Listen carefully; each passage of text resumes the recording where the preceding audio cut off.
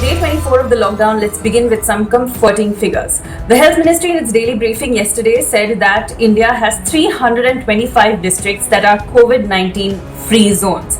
These places have not reported a single case of COVID-19 over the last several days of the lockdown or even before that. Apart from that, Mahi, Patna, Nadia, Pratapgarh, Porbandar, South Goa, Pauri Garhwal, Pilibhit, Rajouri, Bilaspur, Durg, Rajnandgaon have completed 28 days without a single case. Now, we hear a lot about testing, whether India is testing enough. Perhaps we do not know the extent of the COVID-19 outbreak in this country, and perhaps the figures are so controlled because India is not conducting enough tests, so it does not know who all are infected by this extremely contagious infection. However, the Indian Council of Medical Research, which is guiding India's fight and leading India's fight against the COVID-19, says that India is testing enough. We cannot say we're testing less. Let me read out the figures of tests that are being conducted in other countries and how India compares to that. Japan has tested 11.7 people per one positive case. Italy, that number is 6.7. In US, it is 5.3. In UK, that number is 3.4. And in India, we do 24 tests for every one positive case. So the ICMR has dismissed the arguments that India is not testing enough.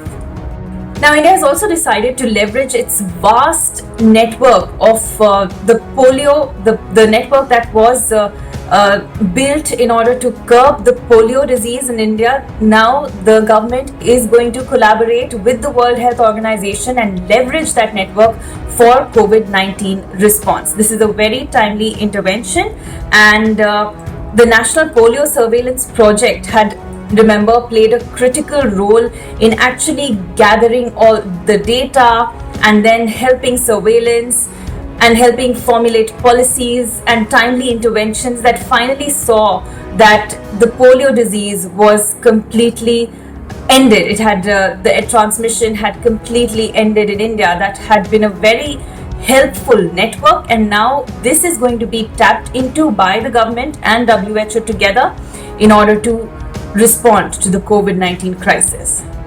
Also, airlines have been directed by the Directorate General of Civil Aviation to refund tickets for all those passengers who ask for it.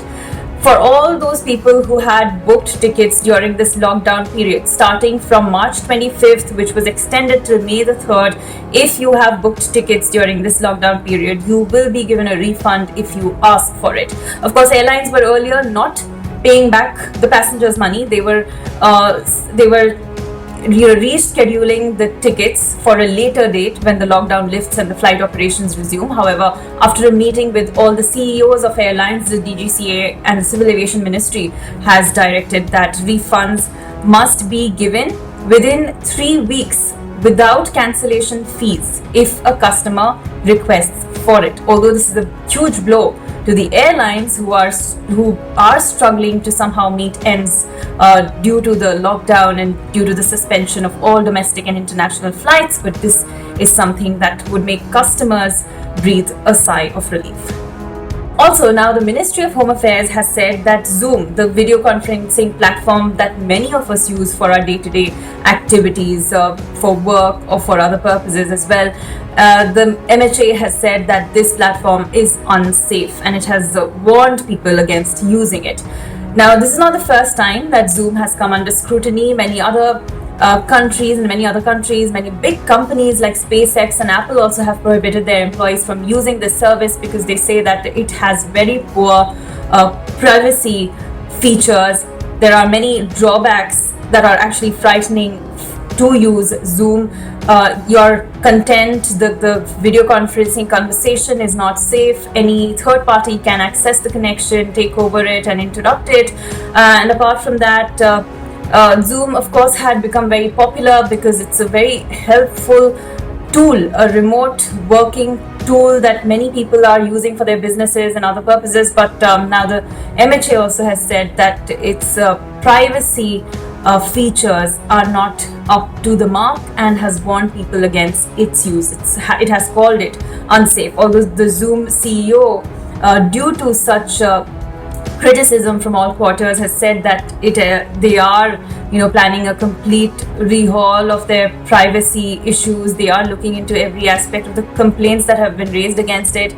But for now, it is recommended that only those businesses or those people who are not having any private conversation, only they should use Zoom. That's all on this episode. Let us know if you have any questions in the comments below.